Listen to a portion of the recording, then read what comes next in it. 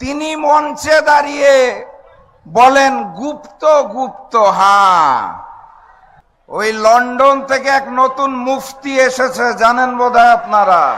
উনি যখন বাংলার মাটিতে রাজনীতি করব না এই মুচলেখা দিয়ে লন্ডনে পালিয়ে গিয়েছিলেন, আমরা ওনাকে গুপ্ত বলি নাই।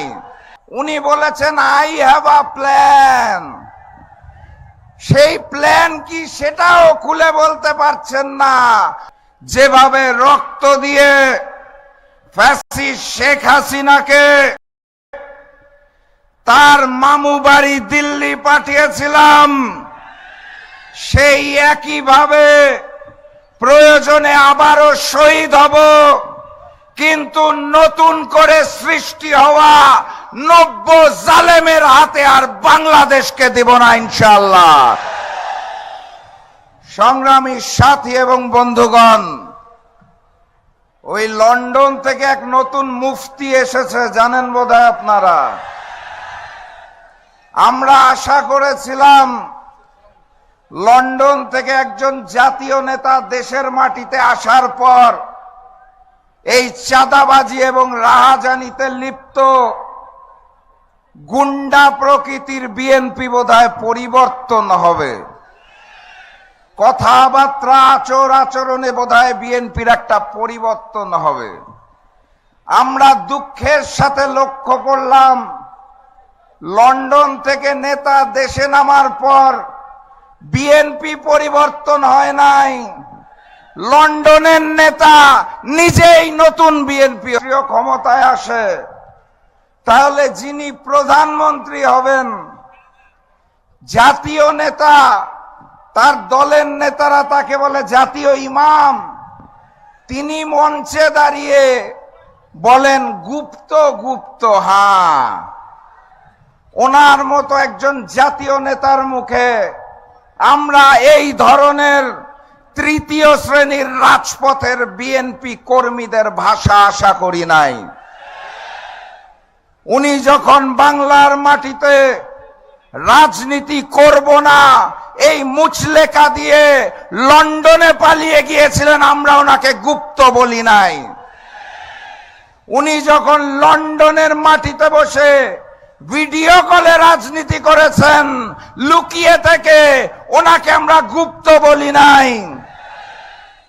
উনি যখন দেশনেত্রী বেগম খালেদা জিয়াকে বালু ট্রাক দিয়ে আটকে রাখা হয়েছিল, তাও দেশে না এসে বিদেশ থেকে আহ্বান জানিয়েছিলেন, ওনাকে আমরা গুপ্ত বলি নাই। দেশনেত্রী বেগম খালেদা জিয়াকে যখন গ্রেফতার করে তিলে তিলে জেলখানায় অত্যাচার করা হয়েছিল, উনি তাও দেশে আসেন নাই, লুকিয়েছিলেন লন্ডনে, ওনাকে আমরা গুপ্ত বলি নাই।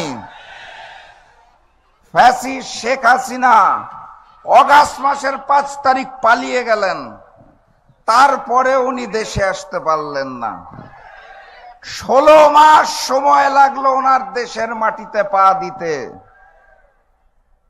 উনি লন্ডনে বসে বললেন দেশে আসার সিদ্ধান্ত নাকি ওনার একার না, কার কার সিদ্ধান্তে উনি চলেন, কোথায় কোথায় মুচলেখা দিয়ে নিজ মাতৃভূমিতে নামতে হয় সেটাও উনি পরিষ্কার করেন নাই। ওনাকে তো আমরা গুপ্ত বলি নাই। ডিসেম্বর মাসের 25 তারিখ বাংলাদেশের মাটিতে নেমেছেন শুধুমাত্র নির্বাচনে অংশগ্রহণ করার জন্য, দেশপ্রেমের জন্য নয়। ক্ষমতার মসনদকে ভালোবাসেন, যিনি দেশকে ভালোবাসেন না তিনি প্রমাণ করেছেন।